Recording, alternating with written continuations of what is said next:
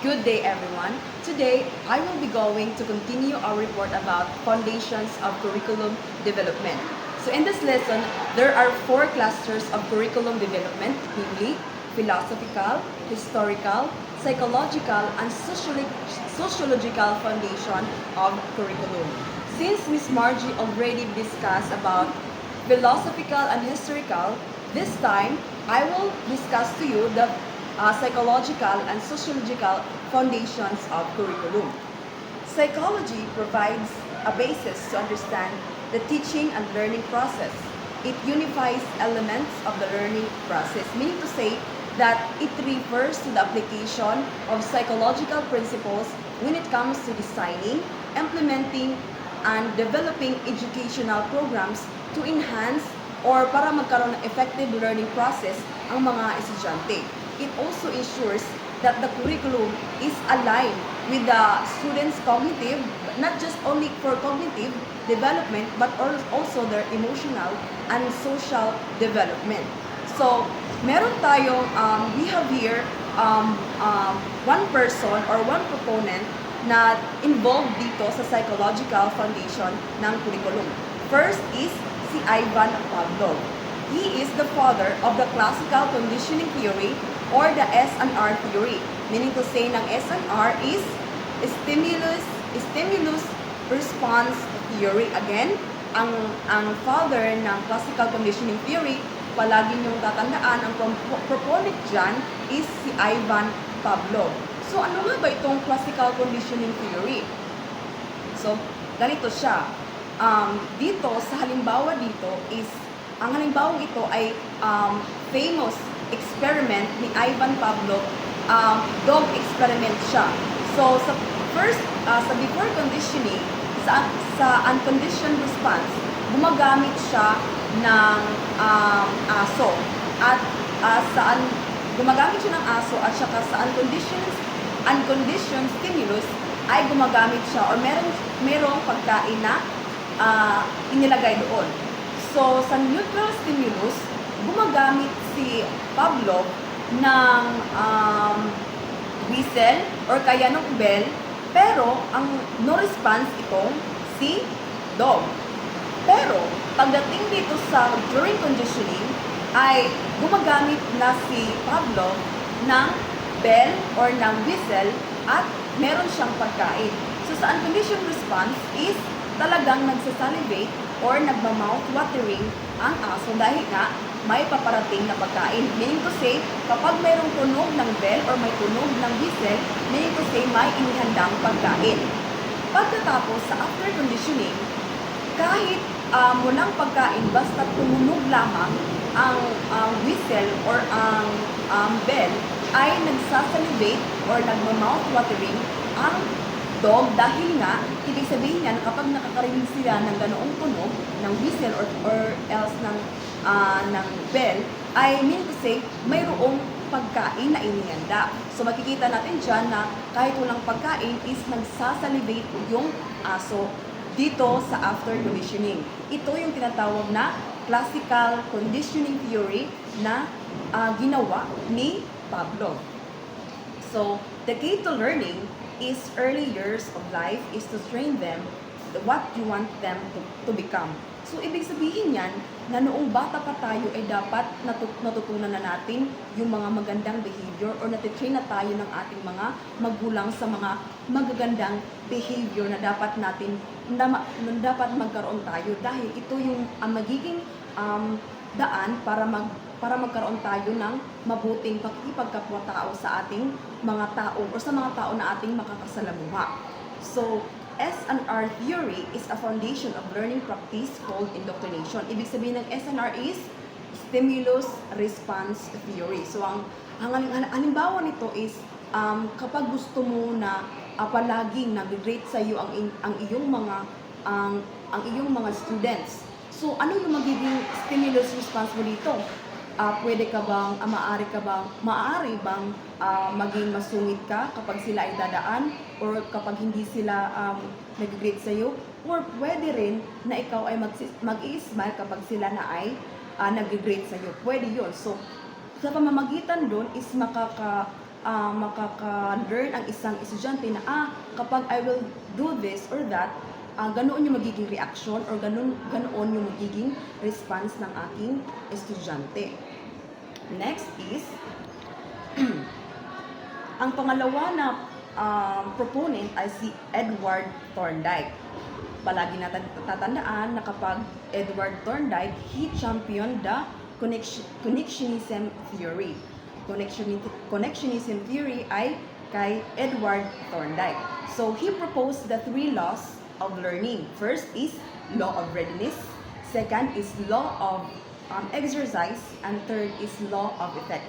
When we say law of readiness, this state that magiging epektibo lamang ang learning kapag ang isang tao is ready to learn. Ibig sabihin, halimbawa, si Ana ay willing talaga siya na mag-ready to learn. So, ibig sabihin niya na marami siyang mag-gain ng mga knowledge and willing talaga siya na mag-read ng mga books para magkaroon siya ng readiness sa kanyang mga sasabihin or sa kanyang binabasa. At kumpara doon, mas mabuti na mas ready ang isang tao sa pagbabasa kumpara sa taong unbothered lang at hindi siya gaano ready kung bakit gusto niyang mag-learn. Pangalawa naman ay ang law of exercise. Ito, ang ibig sabihin nito is kapag palagi kang nagpa-practice is mahasa talaga yung skills mo. So, the more na magpa-practice ka, the more na mahasa yung the more na makakakuha ka ng magandang epekto kapag palagi mo yung ginagawa. So, halimbawa nito is ang isang musician is palagi siyang nagagamit ng instrument regularly. Mas mahasa talaga ang kanyang skills kumpara doon sa musician na occasion lang talaga siyang gagamit ng instrument kung merong mga occasion lang, hindi yung regularly. Mas mahasa yung skill ng taong palaging nag-repeat ng ganoong paghalimbawa yung nag-play ng instrument or piano, mas mahasa yun kumpara doon sa taong occasion lang na nagpe-play ng instrument. Pangatlo is ang law of effect. It also referred as reward at saka punishment. So, for example is kung ikaw na bata is nakaka-perfect ka, syempre may rewards galing sa mga magulang mo. Maybe magkakaroon ka ng mga candies, mga foods or things man yan ang magiging reward mo kumpara doon sa kapag hindi ka masyadong nakakuha ng mataas na score or mataas na grade, syempre, magkakaroon ng disappointment or parang reprimanded ka or magkakaroon ng hindi magandang salita or hindi talaga ang mga parents mo is hindi talaga ganoon ka-happy sa kung ano yung nakuha mo. The third person or the third proponent is si Robert Gagné. So, he proposed the hierarchical learning theory. Basta pag sinasabing hierarchical learning theory, ang proponent dyan is si Robert Gagné. So, kapag sinasabi ng hierarchical is, it refers that learning can be organized in a sequence from lower to higher. So, according sa kanya, learning follows a hierarchy. Sabi ko kanina, from lower to higher, para siyang sa Bloom's taxonomy. So, behavior is based on prerequisite conditions, and also, he introduced tasking in the formulation of objectives. So, si Robert Gagné, siya talaga yung proponent ng ganitong theory na kung saan naka-base siya sa kung papaano yung sequence or naka-organize yung sequence sa kung ano yung knowledge na meron ng isang estudyante. So, pang-apat ay si Jean Piaget. Alam naman natin si Jean Piaget ay pinaka-famous talaga siya na proponent at hindi talaga siya mawala-wala dahil familiar na talaga siya sa atin dahil natalakay na natin siya at nalaman noong second semester pa lang, hindi first semester ng second year.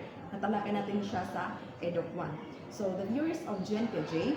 Cognitive development has stages from according to Jean Piaget, ang cognitive development or yung development ng ating mind on how we think things and how we basta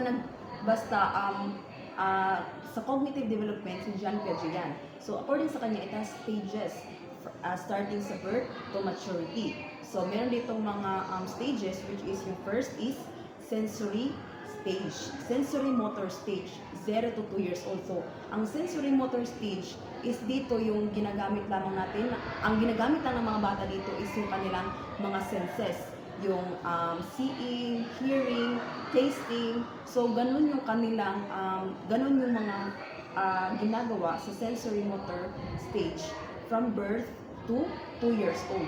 Sa pre-operational stage naman, or 2 to 7 years old, so dito natin malalaman ang egocentrism. So ang egocentrism is ibig sabihin niya na isang bata ay nakadepende lang siya sa kung ano yung alam niyang tama. So for example is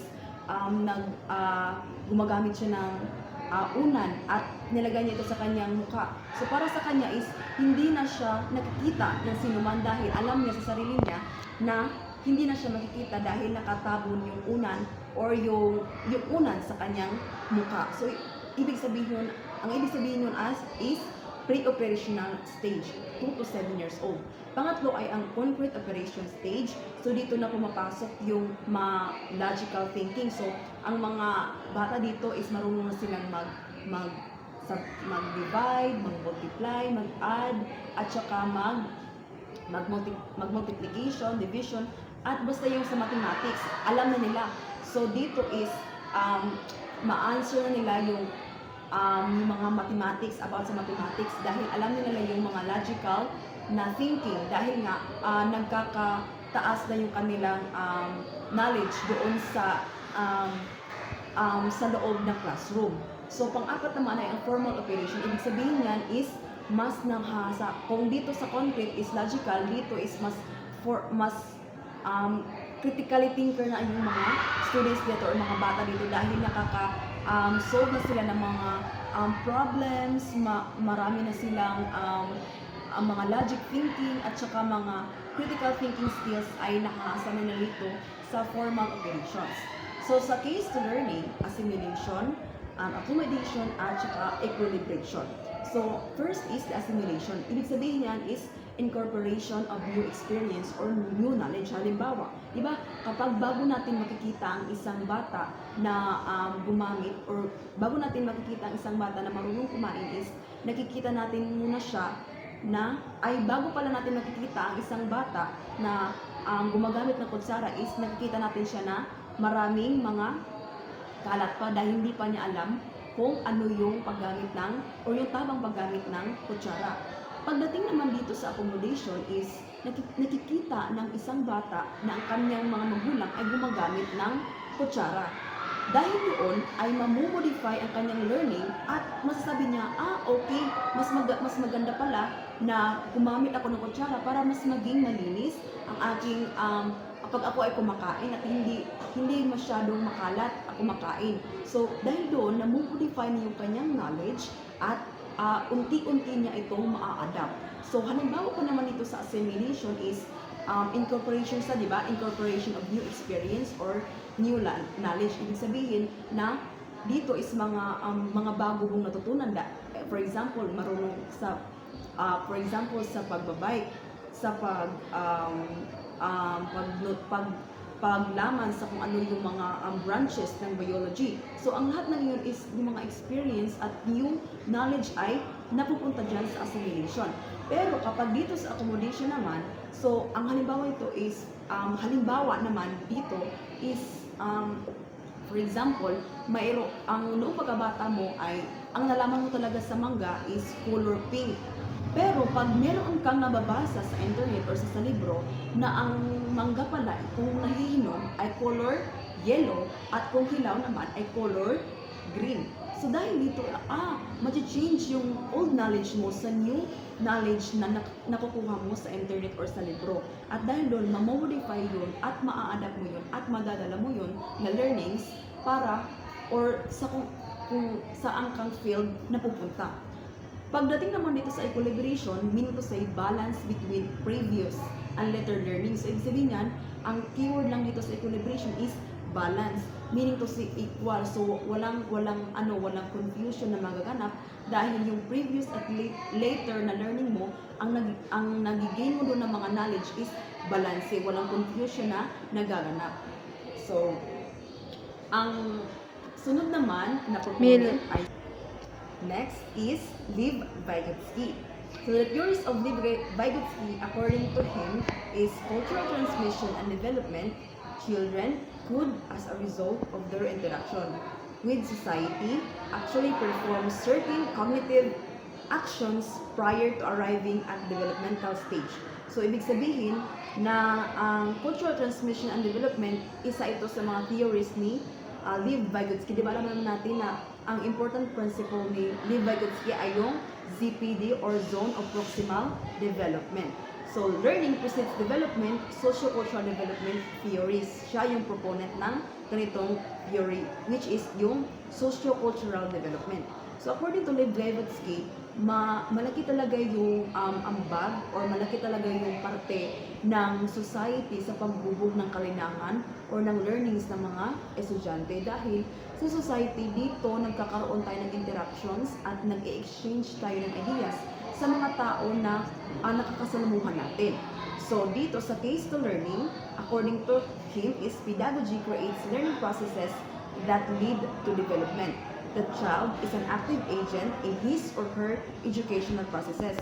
So ang isang bata is isa siya talaga sa active agent. So para maging maganda yung kanyang knowledge na nakukuha o nagigain, is siya yung gumagawa ng paraan para mas maganda yung process or educational process or para mas epektibo yung kanyang learning process sa loob ng classroom. Next is si Howard Gardner. So ang Gardner's multiple intelligence, according to him, humans have several different ways of processing information, and these ways are relatively independent of one another.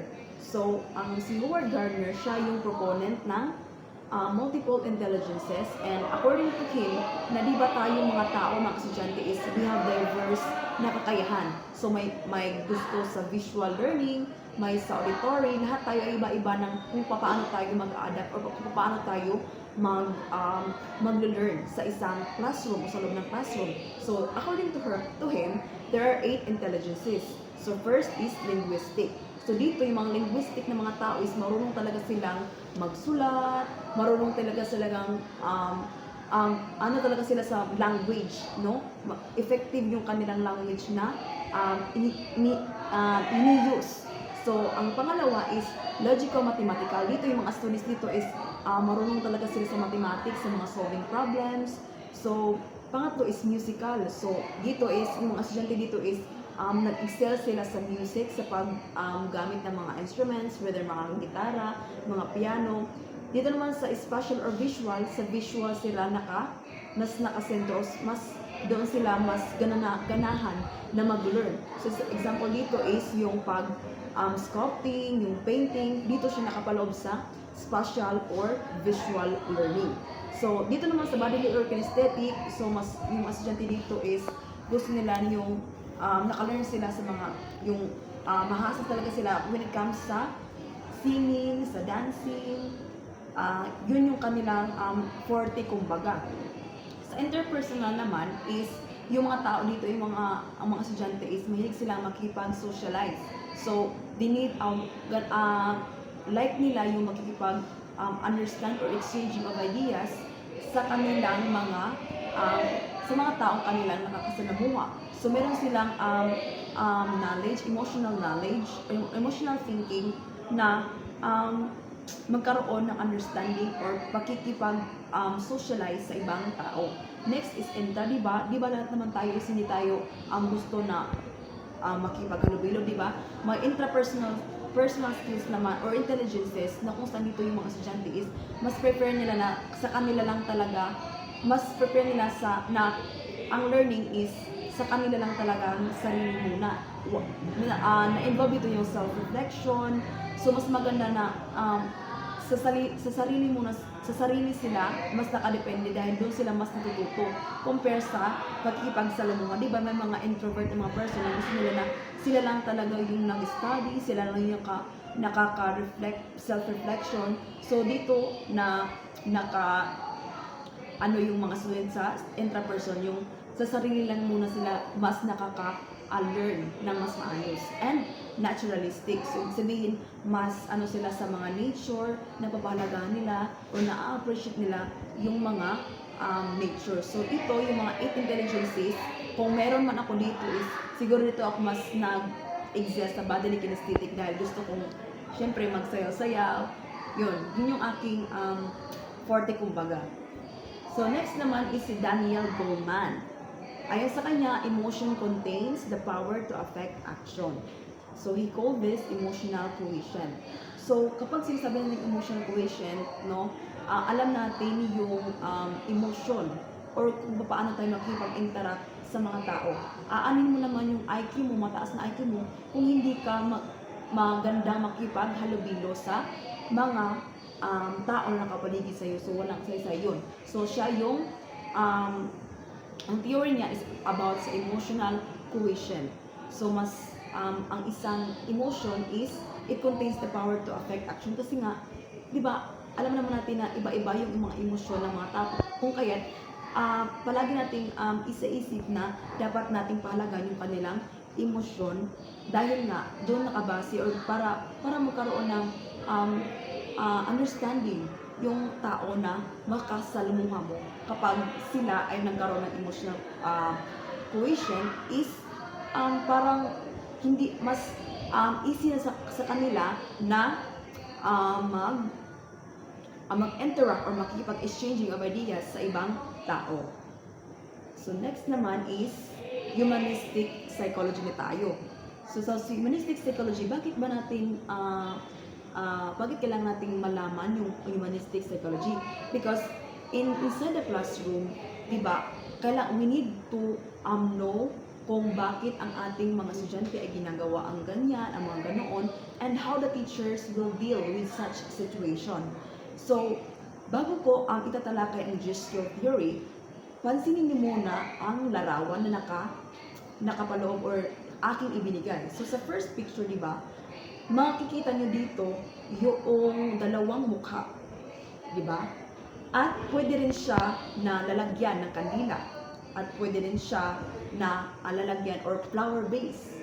Sa pangalawang picture or sa illustration, pangalawang illustration is ano yung makikita ninyo or mapapansin ninyo, di ba? Mga birds, ano pa? Meron pang tiger at saka monkey.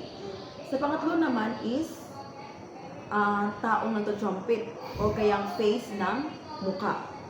So, ang ganitong uri ng illustration or ang ganitong picture makikita ninyo is nagpapahiwatig lang siya or illustration siya ng gesture theory.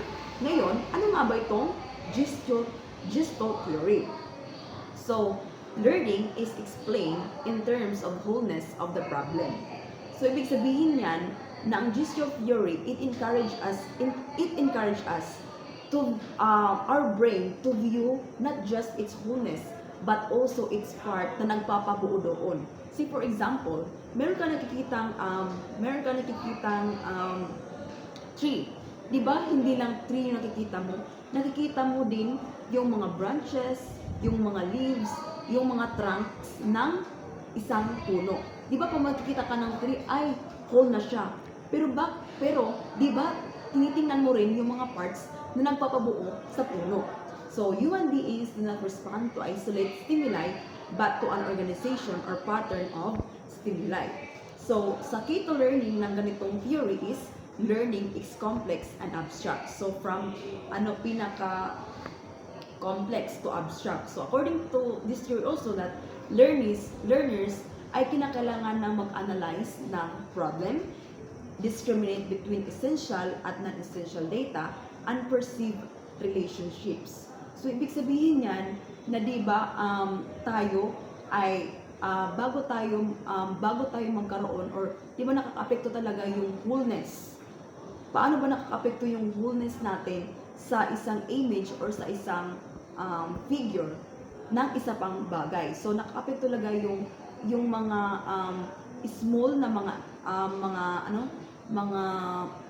small na mga problems sa kung paano tayo nagiging buo. So learners will perceive something in relation to the whole. What, how they perceive is related to their previous experience. So ibig sabihin yan na bago yung kabuuan natin, di ba meron tayong mga bukod-bukod or yung para siyang puzzle of experience or mga puzzle na nagpapabuo sa ating pagkatao. Next, proponent is si Abraham Maslow. He advanced the self-actualization theory and classic theory of human needs. Again, kapag sinasabi nating self-actualization theory and classic theory, ang proponent dyan is si Abraham Maslow. According to him, a child whose basic needs are not met will not be interested in acquiring knowledge of the world. So, syempre, kapag hindi mo yung na-meet yung, for example, basic needs, like for example, yung food ng isang bata, is paano siya mag-acquire ng knowledge or ng learnings sa loob ng iyong classroom. So, he put also importance to human emotions based on love and trust. So, sa key to learning ni Abraham Maslow is produce a healthy and happy learner who can accomplish, grow, and actualize his or herself. So, ang key to learning na ito is according to him na dapat mag-produce talaga ng healthy at saka happy na learner para magkaroon ng accomplishment. Kumbaga, parang mayroong parang magkaroon ng sapat na or yung sapat na needs ay mabibigay ng isang teacher. So, dito sa picture is makikita natin dito yung hierarchy of needs ni Abraham Maslow. So, makikita natin dito yung basic needs, yung psychological needs, yung food, water, warmth, at saka rest, at saka yung safety needs. Siyempre, dapat mayroong security at saka safety yung mga bata. At dito naman sa psychological needs, nakapaloob dito yung esteem needs at saka belongingness and love needs. So dito yung mga intimate relationships, mga friends, at saka sa esteem naman needs ay prestige and feeling of accomplishment. So mayroong a feeling nila na na-accomplish na yung kanilang needs, at yung belongingness naman is dapat nabibilong, mayroong intimate friendships or belongingness, sense of belongingness yung isang estudyante. That is the psychological needs. Dito naman tayo sa self-fulfillment needs is dito na sa pinakataas yung self-actualization, achieving one's full potential including creative activities. So itong illustration na ito is nagpapakita siya ng hierarchy of needs ni Abraham Maslow. Next is si Carl Rogers. Ang kanyang theories or principle is the non-directive and therapeutic learning. Again, kung non-directive and therapeutic learning, si Carl Rogers. According to him, he established counseling procedures and methods for facilitating learning. Children's perceptions, which are highly individualist, influence their learning and behavior in class. So, ibig sabihin na, he established counseling. So, ibig sabihin na, mas maganda na mayroong counseling or mas mayroong assistance yung mga teachers para mag-facilitate sa learning. So, hindi sabihin na naka-counsel ka is meron kang kasalanan. Ibig sabihin nun na mas improve pa yung pagpa-facilitate ng learning mo sa loob ng classroom. So, ang key to learning dito is curriculum is concerned with process, not product. So, sa proseso talaga siya dahil ang curriculum is pinaka-importante na magkaroon ng proseso, not the product. Personal needs, not subject matter, and psychological meaning, not cognitive scores. So, di ba ang curriculum talaga is concerned talaga siya sa process dahil nga dapat mas na-process yung learning ng mga estudyante nang sa ganoon ay magkaroon sila ng development at saka magkaroon sila ng knowledge na kanilang ma-acquire inside the classroom. So, yun yung kay Carl Rogers, ang non-directive and therapeutic learning is kanya itong theories or principle. Dumako naman tayo sa social foundations of curriculum. Ang last na cluster ng curriculum development.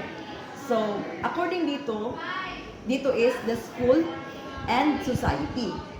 So, dito nakikita natin na society as a source of change. Di ba ang society talaga is it plays an integral part sa change ng isang tao. Dahil ang society, di ba, sa pamamagitan ng pakipagsalamuha o interact natin sa mga tao sa loob ng society is nagkakaroon tayo ng mga knowledge na nagpapa-change sa atin bilang mga individuals. So, hindi lang yung ating attitude ang na-influensyahan ng society, kumbaga yung mga learnings na din na ating na-adapt. So, number 2 is schools as agent of change, of course, di ba? Ang school ang naging dahilan para mag-produce ng globally competitive na mga students, at sa school is dito nangaasa yung mga 7 C's, yung mga communication skills, or yung mga 7 C's nga, yung mga collaboration, yung mga creativity, yung mga critical thinking, career learning, citizenship, at yung isa pa na nagpapabago talaga sa isang tao dahil sa paaralan or ang isang school. So knowledge also is an agent of change, of course. Without knowledge, paano tayo magkakaroon ng knowledge or learnings, di ba? Paano natin makamit yung ating professional tatahakin in the future kung wala tayong knowledge na nagiging sa loob ng classroom. So next is dito sa sociological foundations of curriculum is mayroong persons or proponent, dalawa. So isa dito si John Dewey. He considered 2 fundamental elements. Ito ay ang schools and civil society to be major topics needing attention and reconstruction to encourage experimental intelligence and plurality. So, si John Dewey, siya yung nag-consider ng 2 fundamental elements, which is yung schools and civil society na magkaroon ng reconstruction. Dahil nga, di ba sa school, kailangan natin na magkaroon ng reconstruction or mag-encourage tayo ng experimental intelligence and plurality. Dahil nga sa school is dito tayo hinuhubog ng ating mga teachers. So kung paano tayo mag-acquire ng knowledge sa loob ng ating classroom. At saka sa civil society, need din siya dahil nga, di ba sa loob ng society is parang kinakailangan natin na magkaroon din ng interaction or ng interaction sa mga tao na ating makakasalamuha. The last one is si Alvin Toffler. So si Alvin Toffler, he wrote the book Future Shock. Siya yung nagsulat ng Future Shock na book, and he believed that knowledge should prepare students for the future. So syempre, para sa kanya na ang knowledge talaga ay dapat mag-prepare sa students sa hinaharap, dahil paano sila mag-a-apply ng job in the future kung sa school pa lamang is hindi sila na-prepare ng kanilang mga teachers. So, he also suggested that in the future, parents might have the resources to teach prescribed curriculum from home as a result of technology, not in spite of it. Or, tinatawag natin na homeschooling. So, di ba, ang homeschooling is hindi na bago sa atin, di ba? Parang nababalik lang yung homeschooling, especially nung nagkaroon ng COVID-19. So, mayroong distance learning. Kumbaga, dito para kay Alvin Toffler na dapat yung mga parents ay magkaroon sila ng enough resources para mag-teach sa kanilang mga students sa kung ano yung prescribed curriculum na dapat nilang ituro sa loob ng tahanan.